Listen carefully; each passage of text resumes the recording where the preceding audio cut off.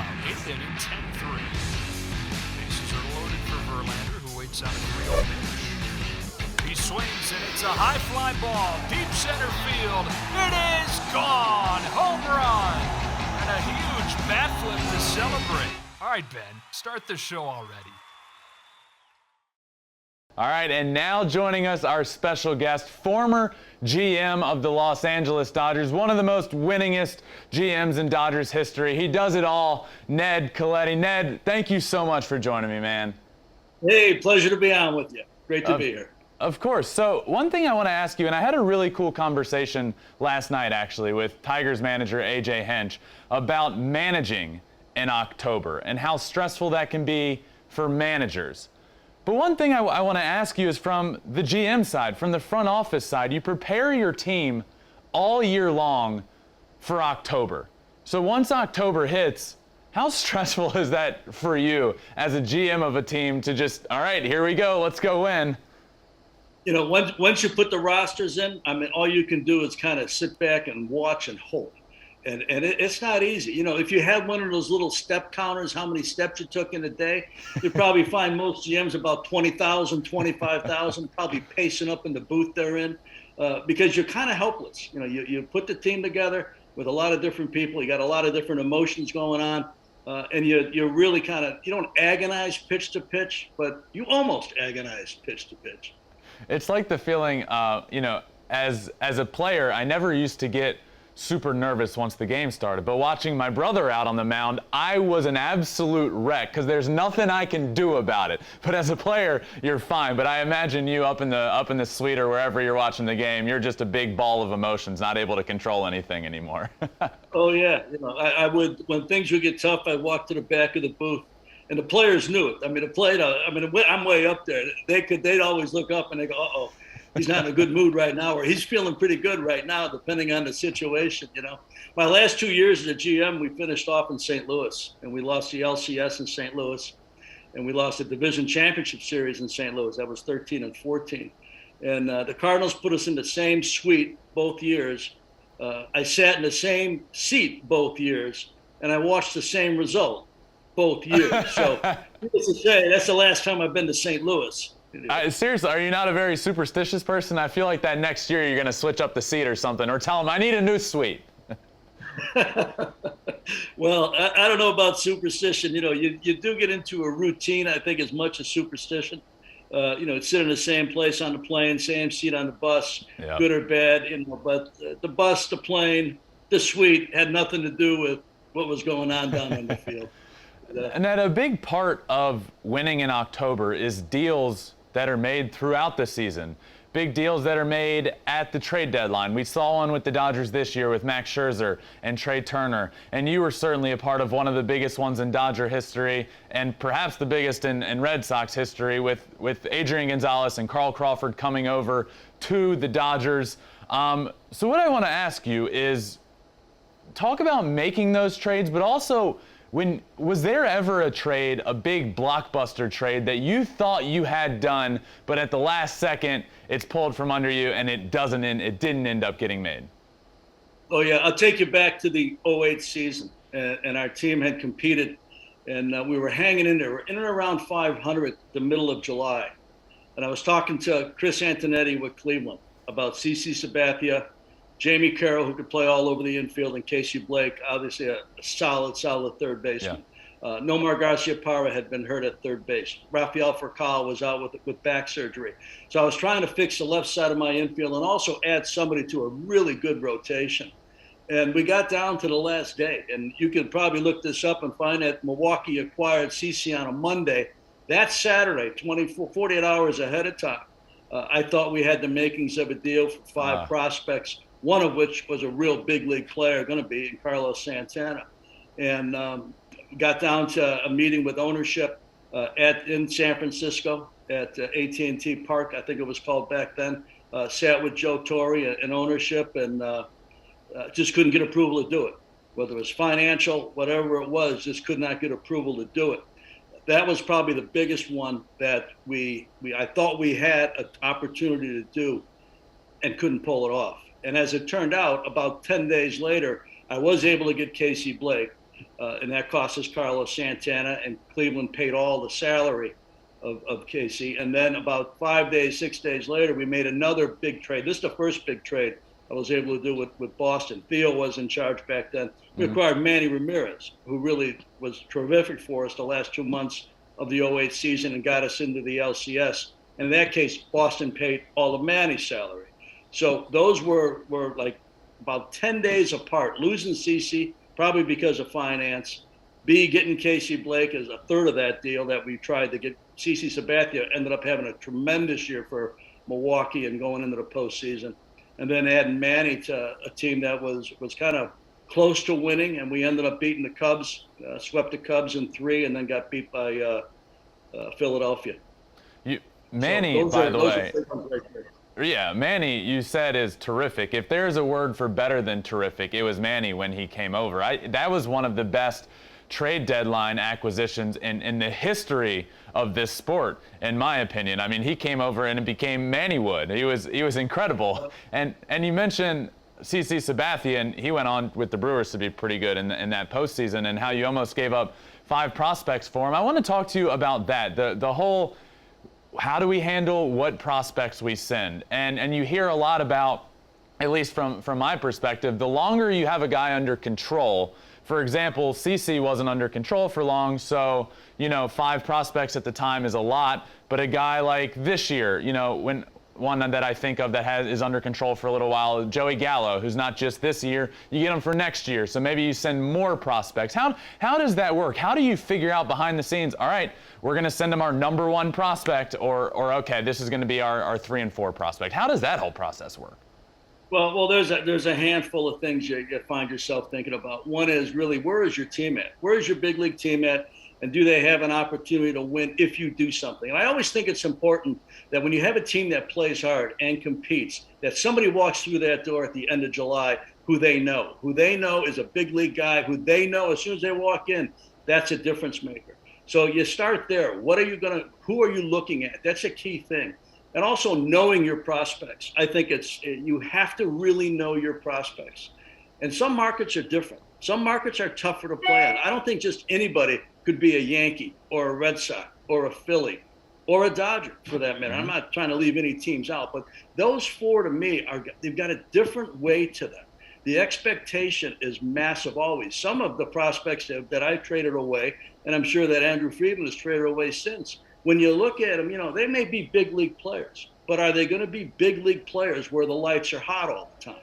Yeah. It takes a special player to be able to do that. So you kind of look at that. And you're right. When you're going to acquire somebody that's going to be with you for more than a year, you got Trey Turner, who the Dodgers acquired, who's got next year as well. You're willing to give up a little more. You look at your club, you look at what you need, but you also look at that part of it. And yeah, it is tough to pay a lot when it's quote, the rental player who's going to be there for 2 months and whatever the postseason turns into be. But you've got to be able to make that decision. And winning, you can never take it for granted. It is tough to do. So when you do have a chance to win, you got to get after it. And all the GMs, so you know how everybody interacts, and you can always read anxiety in a voice. So you could read like, they're going to be patient with this. And some guys, will lead you down the lane. It's a little bit of BS, and some guys are just straightforward. Jimi Hendrix with the Cubs, he was always straightforward. Walt Jocketty, Doug Melvin, guys like that, always straightforward. You knew right away if you could or you couldn't, or if they were coming to you on something, you knew that it wasn't going to be, a folly that was going to lead to nowhere. But you got to think it through. But I think maybe the most important thing to know is where your team is at, where the health of your team is at, because some guys play hurt. And you know that they may not make it for the last 8 weeks of a season and a postseason. And also, how are your prospects? If they're highly rated by other organizations and you know them better than anybody, you got to make a move if you don't think they're going to be able to be competitive and also be a championship caliber player in the market you represent. So the biggest trade, the biggest trade this year was Trey Turner and Max Scherzer coming over, and the 1 and 2 prospects going over to the Nationals.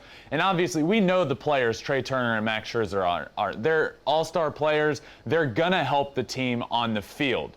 What I want to know from you is, how much of a difference does that make to the team When you acquire two huge players in the locker room, what does that show to your team when you bring in two guys like that? Does that make a difference more than just on the field? Oh, but without a doubt. Baseball's a tough sport. It's a day-to-day sport. You're on it every day.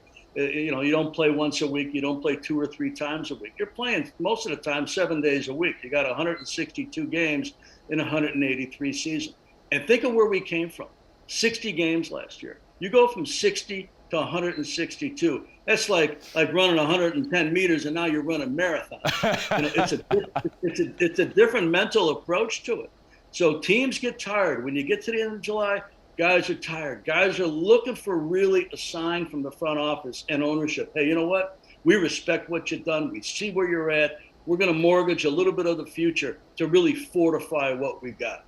And when the Scherzer part of that deal was kind of rumored for a while, and he had a right to say where he was going to go.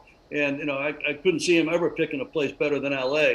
So that to me was okay. That's going to happen. But when I read that Trey Turner was also a part of it, I thought that is a massive, massive deal right there.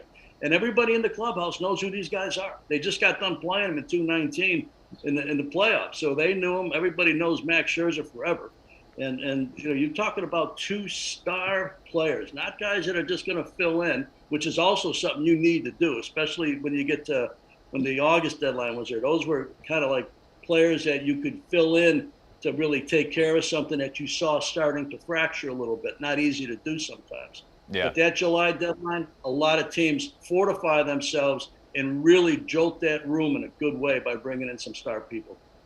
Well, so this is going to be a fun one. And we saw this year Max Scherzer ends up signing with the Dodgers. But there were rumors, Ned, that he was signing with the Padres. Max Scherzer was going to go to the Padres. And you just talked about some of the conversations that you have with other GMs. And you know by their tone on the phone how they're going to handle things.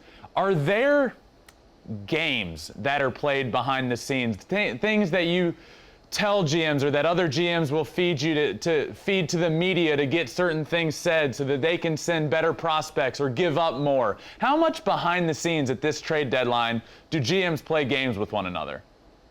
Well, I think you're using for every advantage you can, and I think it does happen.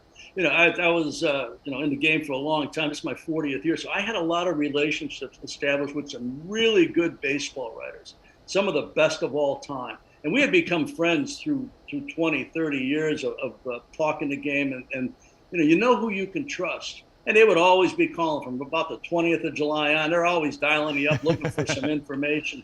So, I'd say, you know what? I tell you what I'm going to do. I'm going to help you, but you're going to help me too.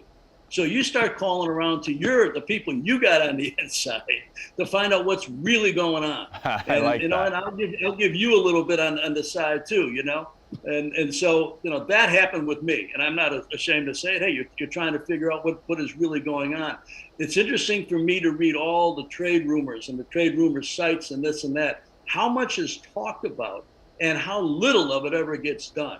So you've got to really brush that to the side. You can't pay attention to rumor innuendo. That's why I tried to get to the inside. I tried to get to the inside and find out what the decision makers were thinking. And if it was real, all I really needed to know is if the player I was pursuing, if they were acquirable, and if we had somewhat of a match, we could figure out if we could get there or not. But if it was all a fool's errand and you were just wasting your time, you couldn't do it. Like when Theo calls me the morning with Manny Ramirez, that trade occurred the morning of the 31st. Wow. I had talked to Theo the night before. He was asking me about Andy LaRoche, a third baseman, prospect third baseman. Yep. And so I'm wondering, he's got Mike Lowell over there, I think, and Kevin Euclid. So, he's got another team involved here at some point in time, right? So I'm watching, the game. We got a 7:00 game Pacific. On the bottom line scroll, there's, the Marlins and the Pirates and the Red Sox about to make this big deal with Jason Bay going to Boston and Manny Ramirez going to Florida and prospects going to Pittsburgh. So I'm on the phone with Theo and I go, hey, congratulations. I see you're going to be able to move Manny, who had, caused a bit of a disturbance in the room there for a while. And I could just tell by his voice that it probably wasn't going to happen. So I went downstairs after the game to talk to Joe Torre, and I said, hey, what would you think about it? And I brought him up to date. We only had one other thing working for Greg Maddux, which we did with San Diego about 2 weeks into the August deadline. And I talked to him. I said, what about Manny Ramirez? And Joe looked at me and said, you're kidding me, Manny Ramirez? I says, look, I don't have it sitting on a plate. I don't know that this is ever going to happen. But we got to be prepared because tomorrow morning, this thing is going to just fly by. And he says, I coach him in the All-Star games. You know, I manage against him. This guy could really help our club. A little bit different, you know, but this guy is one of the best right-handed hitters we've ever seen. So if you got a shot, do it. So I went home for a couple hours. It's like final exams, you know. I mean, you're sleeping like an hour, 2 hours or something. I go home, and I get up. I go to sleep from about 3 to 5, and I look at my cell phone, and it's Theo, and he says, call me right away. So I call him. I said, what's up? And he goes, hey, you know, I'm trying to move Manny. He'll go to L.A. You have an interest? And I said, well, yeah, of course I have an interest. But first off, I don't have any money, so you're going to have to talk to your ownership while I'm driving in to make sure that you guys are going to be cool with that. And I said, but, you know, we're running out of time here. So, you know, this can't be a shopping expedition. He goes, it's not. He'll play there. I've got to move him. And I'll talk to the ownership about the money and this and that. And so off we went. Got to the office and brought my ownership in the play with what was going to be. He got his guys together. We got Neil Huntington on the phone with the Pittsburgh ownership and worked this 3-way deal out right at the deadline. And it changed our franchise. Little funny story to that.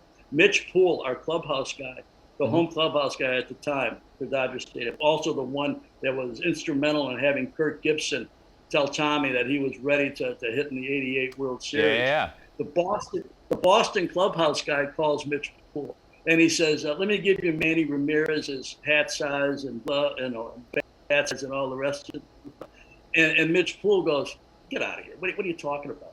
Because we did it right at the deadline. And I had to call Andy LaRoche and I had to call Brian Morris, the 2 pitchers we sent before we let the cat out of the bag, so to speak. And so it's going to be announced maybe 45 minutes later. And Mitch Poole almost hangs up on the Red Sox clubby guy, thinking that he's just pulling his leg, that this is just fallacy. This ain't really happening. He goes, yeah, right, we're getting Manny Ramirez. Call me some other time. And he goes, no, hang on. You're getting Manny Ramirez.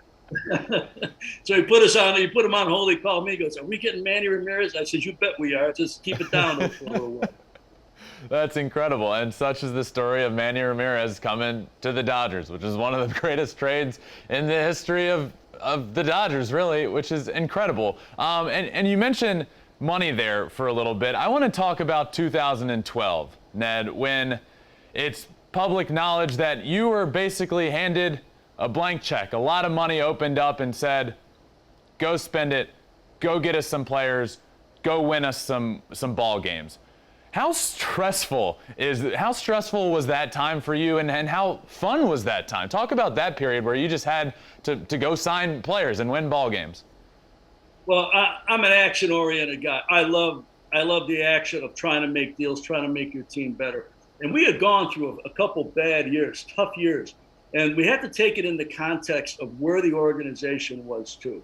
It was, we had lost a few fans. Our attendance was down. Ownership had changed on May 1st that year, and people were not happy with the previous ownership.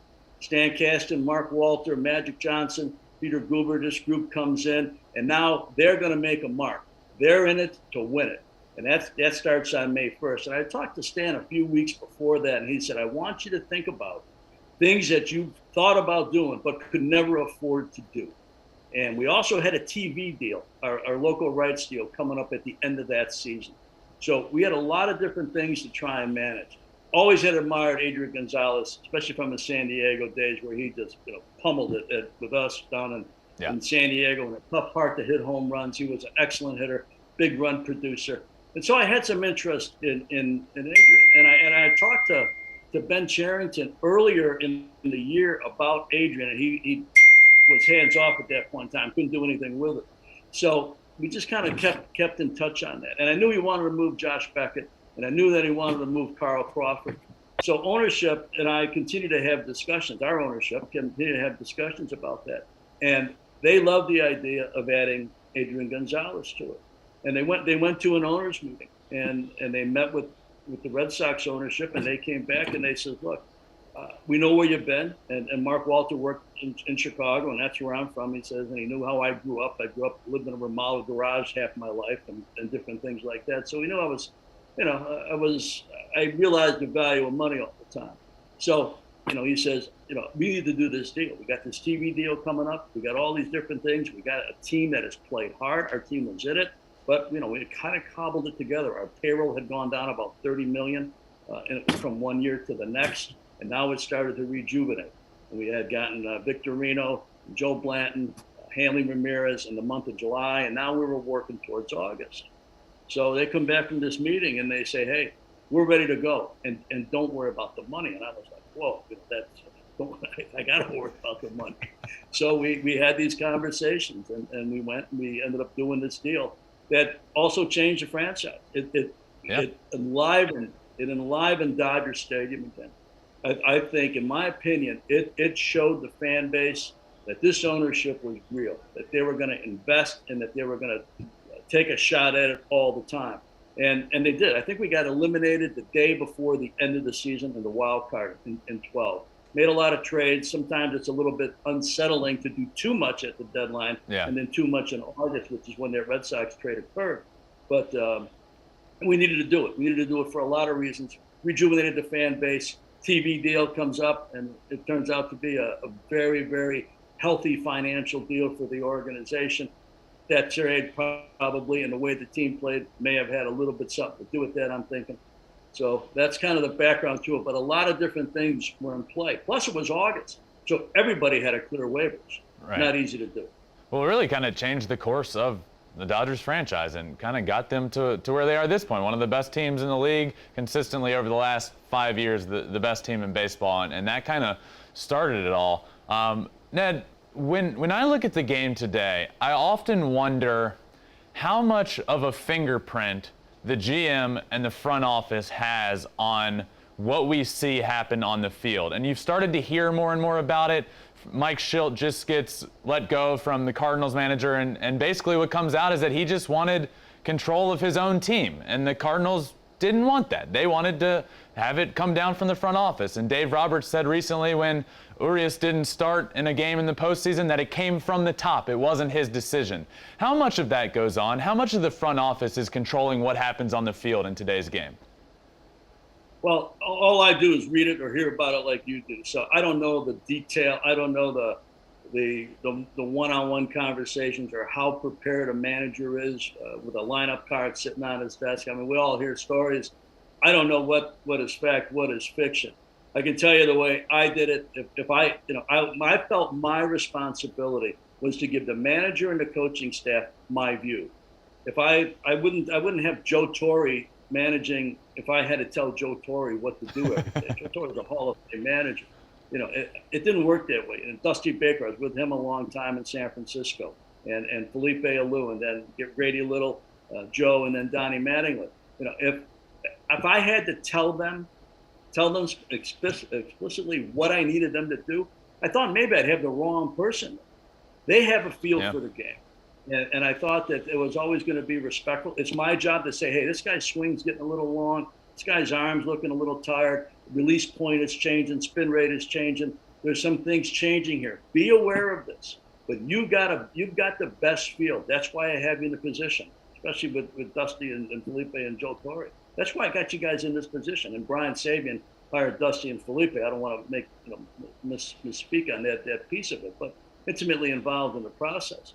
And that's what they did, and they had feel for it, because you can have a plan, but the plan isn't necessarily going to be dictated when you've got a situation where it's pitch to pitch, right? And different things are going to happen. And maybe you've got somebody that you're playing that comes in, and maybe they had a tough day at home, or maybe something else is going on, and they're just not there that day, or they're not feeling exactly right.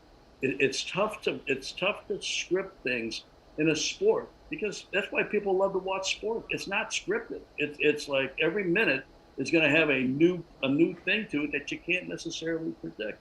So I left it to my managers to figure it out. It was my job and my staff's job to give them insight, to give them perspective, and to give them a longer view. But they were also in the dugout during the game. I've never been in a professional dugout during the game. So I let them handle that, right or wrong. That's how I did it. Well, apparently it was right, because Ned, over a 10-year period, you were the winningest NL GM over a 10-year stretch. So clearly it was working. And I know over that stretch there was a lot of winning times, a lot of good things happened, a lot of probably fun memories. When you look back on that time, is there one celebration or memory that happened over that stretch of winning so many games that you look back on and that you'll never forget? One memory that you remember from those winning days? Well, I'll probably have to give you two. My first year was '06. The team I inherited from the '05 season was 71 and 91. I come from the Giants. The Giants don't want let me go. Peter McGowan, God bless him, deceased now. He tried to talk me out of going to LA. He wasn't going to be able to talk me out of going to LA as much as I loved it. We end up coming up and tying San Diego for the division championship. So we're going to the postseason, and we did it in San Francisco. So a place that I had a great love for and affection for the people. When I got the chance to be a GM, my first year, we win, and we're going to the postseason, and we happen to do it in the place I just left. And I can remember the bus pulling away from the corner there of 3rd and King, and they had that beautiful Willie Mays statue out there. And that plaza was loaded with Dodger fans. I mean, people climbing over Willie Mays and blue hats and, the blue sweatshirts. And I thought, oh, boy, I hope Peter's not looking out his window, because he's probably not going to be happy with this. But that was the cool thing. And then the first time the Dodgers won a postseason series since, I think, 1988 was in '08. We played the team I grew up with, the team I started working with in my hometown team, the Cubs. They had won the most games in baseball. We swept them in 3 games in a division championship series in '08. And that was, those 2 games are probably the 2 I'm most fondest of and probably mean the most. That's awesome, Ned. Hey, well, thank you so much for the time. It was really awesome to pick the brain of one of the best to do it for the Dodgers that got the team to where they are to this point, and talk a little bit about behind the scenes. So, Ned, thank you so much for joining me. Congratulations on all the previous success and continued success, and I appreciate you joining me. Ben, pleasure to be with you. Thank you very much. You're very kind with your scouting report on me. I appreciate it. I appreciate that. Thank you. It's a blowout. 8th inning, 10-3. Bases are loaded for Verlander, who waits on a 3-0 pitch. He swings, and it's a high fly ball, deep center field. It is gone! Home run! And a huge bat flip to celebrate.